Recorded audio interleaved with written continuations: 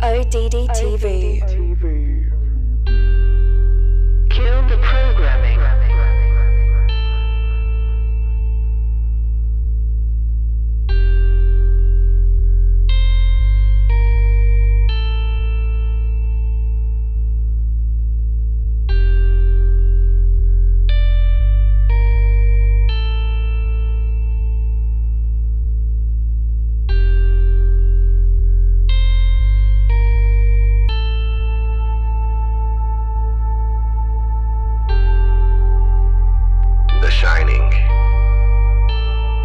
The Shining, a movie that pretty much every conspiracy researcher and truth seeker out there has spent time looking at and dissecting to a certain extent. The film left its mark on cinematic history back in 1980 when it premiered, and it's still held in high regard to this day.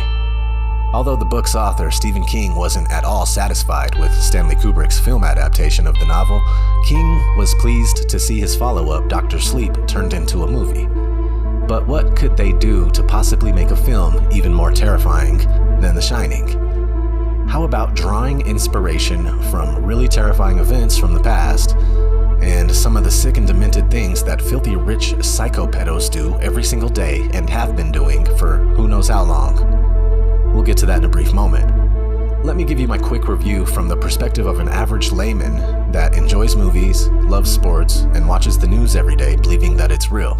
Dr. Sleep's transition from book to film was absolutely genius for the fact that it ran with things from Stanley Kubrick's film adaptation, which again Stephen King did not like, but it perfectly merged it with King's follow-up that did not contain many of the elements that Kubrick brought to his version of the film. By the time the book Dr. Sleep was published, Stanley Kubrick had been deceased for 14 years. At least that's the official story. The best of researchers know that Hollywood big shots and celebrities have been faking their deaths for decades, maybe as long as Hollywood has been around. So when someone from that industry is pronounced dead, it's actually unreasonable to assume it's true. And in the case of Kubrick, he died right after wrapping up his last movie, Eyes Wide Shut, which is also based on real events surrounding secret societies and their sex magic rituals. A fascinating topic I covered in quite a bit of detail in early 2017 on my video entitled Eyes Wide Shut, Illuminati, Sex Magic, and the Rothschilds' Surrealist Ball. However, people in Hollywood really do die sometimes, and no one knows for certain in this instance. Some believe Kubrick exposed too much truth in Eyes Wide Shut, and therefore he had his eyes wide shut.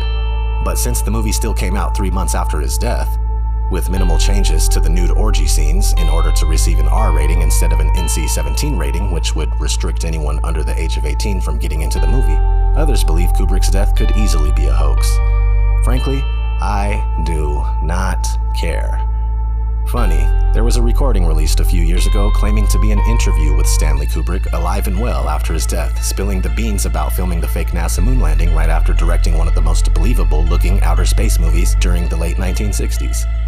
2001, A Space Odyssey. But it was an obvious hoax. I saw truth seekers falling for that one. I kind of felt bad for them at the time. But basically, if you're unaware of the symbolism in The Shining, then here you go. The movie was used as a booth for Kubrick to confess that he indeed directed the NASA moon landing, in an attempt to pass the staged event off as being something that really happened. I'll post plenty of my videos about it in the description so you can know just as much about it as I do. If you have two brain cells to bang together, it will be so blatant that you'll probably kick yourself in the ass for not seeing it sooner.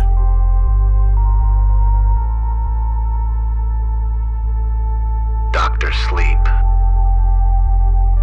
Dr. Sleep revolves around a band of misfits that travel across the country looking for children that shine, abduct them, torture them, and murder them. They do this to extract something they call steam, which is the life force of the victims.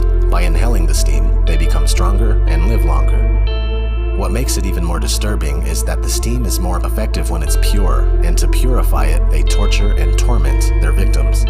How exactly is this based on true events? Well, have you ever heard of blood libel, also known as blood accusation?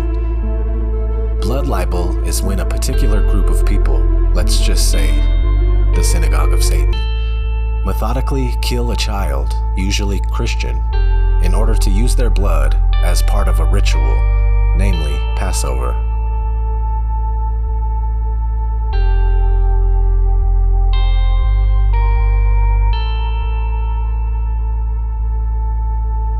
of the earliest writings we have about blood libel comes from a guy named Democritus, not to be confused with Democritus the philosopher. One of Democritus' writings alleged that every 7 years, the catch a stranger whom they offer as a sacrifice, killing him by tearing his flesh into shreds. One of the most famous cases of blood libel is that of William of Norwich.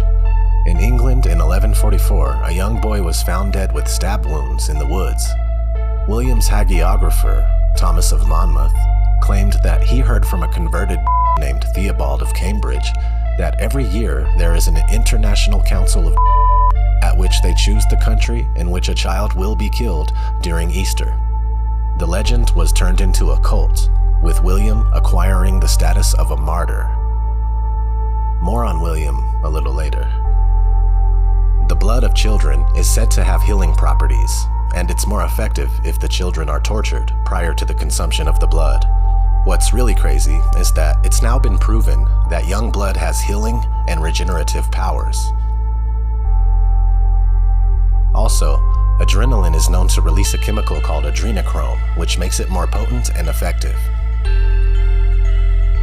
In Hunter S. Thompson's novel, Fear and Loathing in Las Vegas, which is heavily rooted in autobiographical incidents, he claims to have been offered and to have tried adrenochrome. This particular part of the book even made it into the film adaptation starring Johnny Depp as Hunter S. Thompson himself. What is this shit? That stuff makes pure mescaline seem like ginger beer, man. Don't pull all his teeth out. I remember thinking, Jesus, what a terrible thing to lay on somebody with a head full of acid. Anyway, the last thing in the world you want to do is go this hotel again. Trace the call, put you straight behind bars. Well, you have to phone down, baby. Yeah, I know, it was horrible. It's all over now. Oh my God. There's someone at the door. There's someone at the door. Hey! Hey! Oh, I'm innocent! It was you! It was you!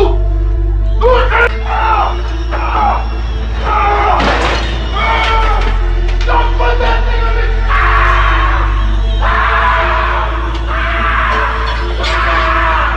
me! Let's get back to Dr. Sleep. Violet McGraw is Madeleine McCann. At the start of the movie, a young girl named Violet wanders away from her parents while they are out on a picnic for the holiday. She stumbles across a beautiful Jewish woman who is wearing a top hat. The girl is fascinated by her hat. She thinks it's a magic hat. The woman promises to show Violet a magic trick. She pulls a flower out of her hat. While the little girl is admiring the flower, the rest of the child abducting cult sneak up behind the girl. The lady then snatches the flower from the girl and eats it. You don't eat flowers. She says. The lady in the top hat says, It's the special ones that taste best. While the little girl looks on in horror, the rest of the cult pounce on her, and the little girl screams. Her name is Violet. And she tastes like flowers.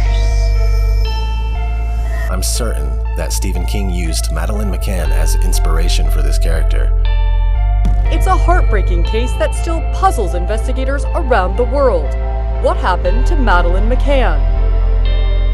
The 3-year-old disappeared from her family's hotel room while they were on vacation in Portugal nearly 12 years ago.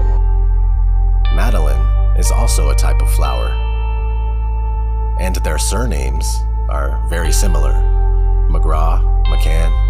Not to mention the book was written after Madeleine's disappearance, so King could have easily used the story to come up with the character, Violet.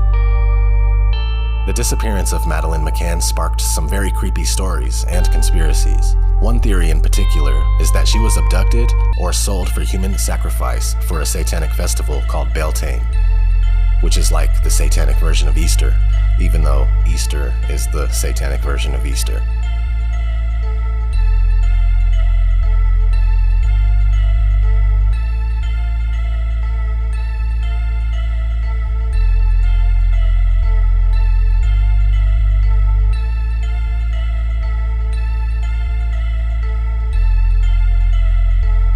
So thinking about that, remember that Thomas of Monmouth said he heard about a tradition in which children are sacrificed around Easter.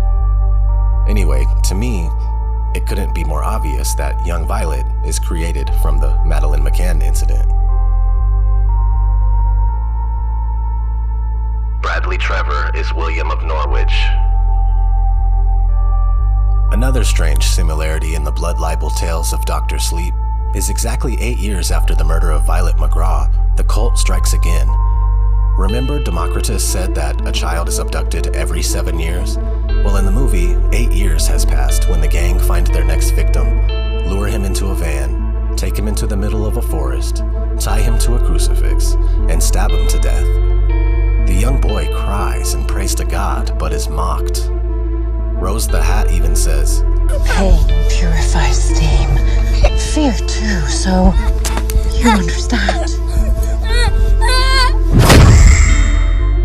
which reveals that she is most certainly alluding to adrenochrome. William of Norwich's body was discovered by Thomas of Monmouth. This is his account of the murder. Having shaved his head, they stabbed it with countless thorn points and made the blood come horribly from the wounds they made. Some of those present adjudged him to be fixed to a cross in mockery of the Lord's passion. Bradley Trevor's murder is too similar to William of Norwich to be a coincidence, especially when the theme of the film is taken into account. So it's my belief that Stephen King drew from the story of William for his Bradley Trevor character. Freemasonry, so obvious, it's stupid. One thing couldn't be clearer, and that is that this group of misfits is supposed to represent the ancient Masonic cult. The first piece of evidence is their headwear. The main villain, Rose the Hat, wears a black top hat, found here on this Masonic website, and her partner, Crow Daddy, wears a Stetson fur felt hat, also seen on the same website. These hats are worn by the highest-ranking Freemasons. The Freemasons wear these hats like a badge to signal to other high-ranking members in the other lodges.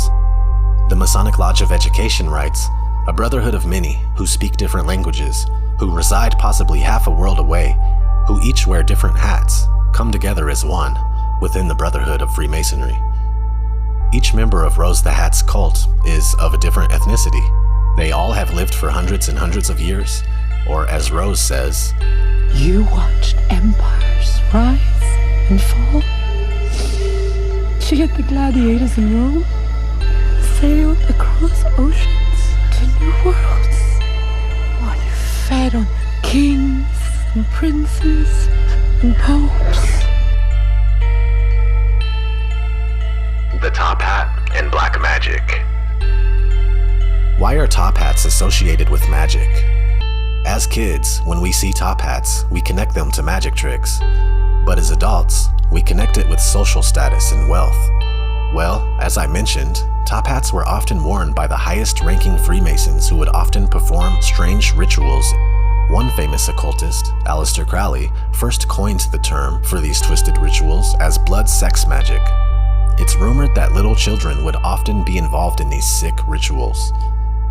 Aleister Crowley formed another cult called Ordo Templi Orientis, which would perform many strange blood and sex rituals. The cult had many famous members, one being the musician who wrote the song I Don't Like Mondays, Bob Geldof. Tell me why I don't like Mondays. Tell me why I don't like Mondays. His daughter later spoke out against the cult, alleging that they use children for their rituals. 6 months after she made those allegations, she was found dead in her apartment by an apparent overdose. The bad guy with the top hat is quite the popular trope in movies that touch upon the topic of child abduction. Professor Screw Eyes in We're Back, the Dinosaur Story, is a traveling circus master who tries to lure children into his show. The children have to sign a blood contract. He gets his powers from the fear of the little children. Proceed to the contract. Louis, I'm scared. You are. Good.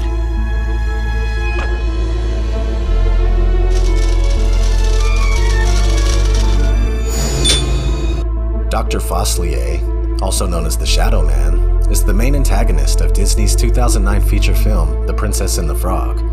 He is an evil witch doctor who plans to rule New Orleans with the help from his friends on the other side. Anyone remember the child catcher from Chitty Chitty Bang Bang? That guy is total nightmare fuel for any child watching. The fandom wiki describes him as a black-clad, large-nosed man who is employed to hunt down children and take them away. He carries a large net like that used to catch butterflies, and a rather menacing-looking hook such as those used by old-fashioned abortionists. The child catcher occasionally catches his prey by luring them out with lollipops. What's even more unsettling is that this character did not exist in the original book. Disney's producers just thought it would be a good addition to the children's musical. I caught the same exact thing when I was working on a video about Disney's Return to Oz. The reason I made the video is because at the beginning of the movie, Dorothy is taken to a Victorian-style insane asylum by her auntie, where she forcefully undergoes electroshock therapy. She then dissociates from reality, like that of a victim of the original declassified MKUltra experiments done by the CIA, where patients were drugged with LSD or something similar, and tortured until the point that their minds were shattered, or fractured. This would put the victims in a very vulnerable state where you could either withdraw any information you want from them, or you can reprogram their mind with orders to carry out any number of agendas, including assassinations or so-called terrorist attacks. The weird thing is, none of this is in the original Return to Oz book, where the story was supposedly coming from. The whole movie ended up being dark, twisted, and it scared the ever-living shit out of children. These are just a couple of reasons why you can find this meme right here going around. Regular people that don't think critically see Disney as this magical world where dreams come true. And truth seekers like myself see Disney for what it is. It's magic, all right. It's black magic, witchcraft, and sorcery. That's just what Disney was made for, and after all, magic wands are carved from Hollywood. The Whistleblower. In 2017, former CIA officer Robert David Steele blew the whistle on the satanic psychopaths that abduct children for their organs and their blood. It turns out that drinking children's blood is an anti-aging device. This is just really sick and disgusting, but it's a fact. It's a chemical fact. And if you drink adrenalized children's blood, which is to say you terrorize the child, not just with sodomy, but with torture and with other satanic ritual things. If you adrenalize the child's blood before you kill them and drink their blood, this is a doubly effective anti-aging device. You can also harvest children's bone marrow. So children are being killed for their bone marrow as an anti-aging device for the elite. I don't make this stuff up. This is Here's a clip from another interview where he divulges even more information. Yes, you have Hillary Clinton's #1 lady caught in Haiti trafficking in children. And Clinton used the full power of the U.S. government to get that woman out of jail. She was trafficking in children for Hillary Clinton. Okay? When you say for Hillary, and I'm sorry to keep cutting you off, the Robert. Clinton Foundation, no, I'm with you, man. The Clinton Foundation is a major child trafficker. I did not know that. I have to be honest. I don't know that either, but I'm reading all this stuff, and it's very clear that the Clinton Foundation, among other things, is a massive charity fraud. Charles Ortel has done a lot of good work on this. But what we just had, this is just so, I mean, I'm sponsoring a book on pedophilia, and it's going to be one chapter at a time on Kindle Shorts and free online. It's by Joaquim Hagopain, who is a West Point graduate, a very talented investigative journalist. And he is documenting this book with links and everything. And so we're documenting pedophilia around the world. I mean, Saudi Arabia and Afghanistan are two of the most pedophile nations on the planet. Okay? I mean, little boys are groomed from birth to be little sex slaves, and then they're murdered, and they're blood drunk. You know, I mean, it's just... I'm sorry? Blood is drunk. Peter Thiel, you know Peter Thiel, the Silicon Valley guy? Yes. He's just come out publicly and said that he has transfusions of children's blood because it's an anti-aging device. Peter Thiel, the Silicon Valley billionaire. If you just do a search for Peter Thiel children's blood transfusions, you'll get right to it. Now, the part that he's not telling you is that the real value in anti-aging is when the child has been terrorized to death so that their blood is adrenalized. Now, I'm not going to say whether or not this guy is some sort of operative, but I can tell you that it's a good rule of thumb to never put your trust into anyone. That goes for me as well. You can still be civil and friendly with people without having to give them your trust. Only trust the conclusions that you arrive at after you have thoroughly and rigorously studied and examined all available information on the matter of concern in an unbiased manner. Robert David Steele says plenty of stuff that's true, like what he's saying here, for instance. Doesn't mean he's not leading people astray when it comes to other things, and that's exactly what disinfo agents do. He seemingly does a fantastic job at exposing the Zionists, although he pushes the idea that the deep state is real, and specifically says that it's not a part of Israel. I would have to disagree with that. The guy pushes the whole deep state QAnon, President Trump is against the NWO angle really hard. If this guy was CIA, then he knows better than anyone that presidents are selected before a single vote is cast. So yeah, be careful when listening to this guy. As the saying goes, the best way to control the opposition is to lead it ourselves. I can hear some of your blood boiling out there. Just try to relax, take a deep breath, calm down. It's gonna be okay. Statistics for missing children. You can try your best to find out how many children go missing each year in the US. The statistics pages run you around in circles, tell blatant lies, and omit information that would be beneficial to the numbers. For this video, I wanted to find a source that straight up tells you how many children go missing each year. On the National Center for Missing and Exploited Children website, you can read about the missing children statistics, but end up nowhere by the time you're done. I find this disturbing because it reeks of obvious cover-up. Also, you have to think about what you don't see on the website. I mean, this is the leading institution for tracking missing children cases, and there was no mention whatsoever of children in the system, foster children, and children under protective services. Guess what? Those are the most vulnerable children when it comes to trafficking and exploitation. I did a simple search for Child Protective Agencies child trafficking. That was the search term. You can easily do it yourself. And immediately found an official source for court services called National Center for State Courts. They have recorded the specific issue of human trafficking intersection with child welfare. Children in the foster care system are particularly vulnerable to trafficking. The policies under consideration could impact the handling of these cases in state courts. Position: state court leaders support efforts to effectively address human trafficking of vulnerable children and to provide adequate funding to state courts for training to better screen and recognize such cases and to implement best court practices. Summary: the issue of human trafficking, including sex trafficking, is getting increased attention by Congress. Attention also focusing on the intersection between trafficking and child welfare. Children in the foster care system are particularly vulnerable to being trafficked in the sex trade. So this is a well-known issue, and it's completely left out of the go-to statistical data website. Not to mention how they beat around the bush like crazy with how many children go missing and how they go missing, when there's websites like worldometers.info that constantly keep track of all sorts of stuff in real time. You're telling me they can keep track of all this stuff live while it's happening, but can't track missing children's reports the same way? Instead, they just dance around in circles with explanations that only leave genuine researchers with more questions? I don't buy it. And then there's stuff like this. For 20 years, a Tennessee baby thief kidnapped more than 5,000 children from the streets, hospitals, and shanty towns of Memphis.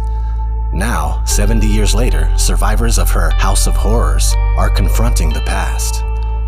The article goes on to say, no one knows or perhaps cares to remember the exact day the Tennessee Children's Home Society in Memphis closed.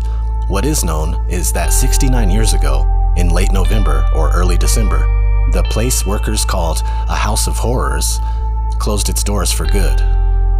For more than 20 years, Tan ran the Tennessee Children's Home Society, where she and an elaborate network of co-conspirators kidnapped and abused children to sell them off to wealthy adoptive parents at a steep profit.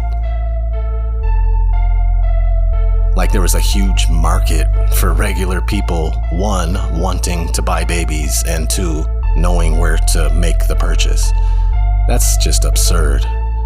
It also says her favorite scheme was to drive through impoverished neighborhoods, picking out the prettiest children, and then offer them rides in her shiny black luxury car. Once the children were in, they usually never saw their families again. So this was happening between 1930 and 1950. Was it an isolated event? Doubtful. Can you imagine how much crazier this stuff has become in today's age?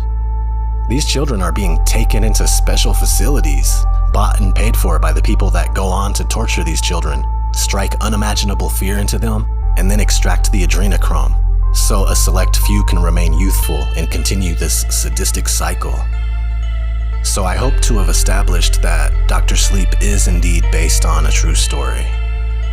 Hollywood is rampant with adrenochrome symbolism in their movies. Monsters, Inc. is about adrenochrome. A movie about monsters that sneak into the bedrooms of children at night in order to scare them and harvest their fear. Look for videos by Enter the Stars Reloaded about that. Just type in Enter the Stars Reloaded, Monsters, Inc., adrenochrome. He did a great job at exposing Monsters, Inc. for what it is. So let's check out a couple clips before I get out of here. Here's a clip with Lady Gaga talking about her role on American Horror Story Hotel. I apologize for the quality, but I couldn't find the source for the life of me. Like the Countess who feeds on the blood of children? You must have a lot of questions. I have answers. I'm kidnapping children that I keep in the hotel upstairs, and I bring home people to feed on, and then Iris helps me to filter the blood through the children. She loves to hunt. She loves her condition. There's a lot of grappling with addiction with the show. Check this out. Here's a guy named Phil Snyder exposing the truth about adrenochrome in the 1990s. To look at a human being as a bag of food. They're not cannibals. They don't eat the flesh and the bones and all that kind of stuff. They use the glandular secretions of animals and human beings as a mixture of the vitamins for their food. They get high off of our adrenal gland substances called adrenochrome. It's something like cocaine to them. Now, what can we do about it? Right now, if we do nothing, we can do nothing about it, and it'll continue to go on. Basically, we'll be led in the dark, and you'll keep seeing more and more people disappear. Right now, there's 100,000 children totally unaccountable through FBI archives, cannot be traced anywhere. They haven't been murdered. Nobody's ever seen them. I think they're hauled underneath in some of these bases, and they are summarily done away with, and they are literally eaten. Now, that is a scary thing indeed. And I'm not asking you to believe me in toto. I am asking you to seriously do enough homework that you can go out in through the public record, through the congressional records, find out who's voting for what, and go from there. Do your own program. Do your own agenda, and do your own speaking out. And if enough of us do this, there is some saving grace.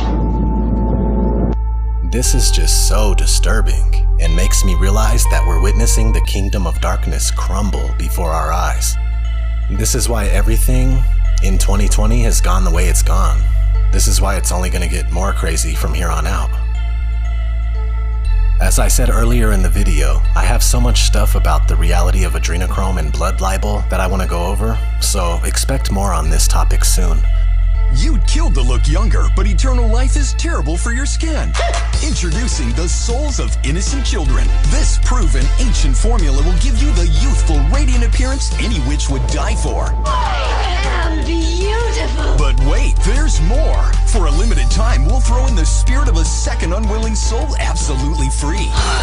Look younger or cease to exist entirely. Bye-bye. Watch Hocus Pocus tonight at 7:35, part of 31 Nights of Halloween on Freeform. So until then, this has been ODD Truth-O-Vision. Kill the programming and never sleep again. God bless everyone. Stay safe out there.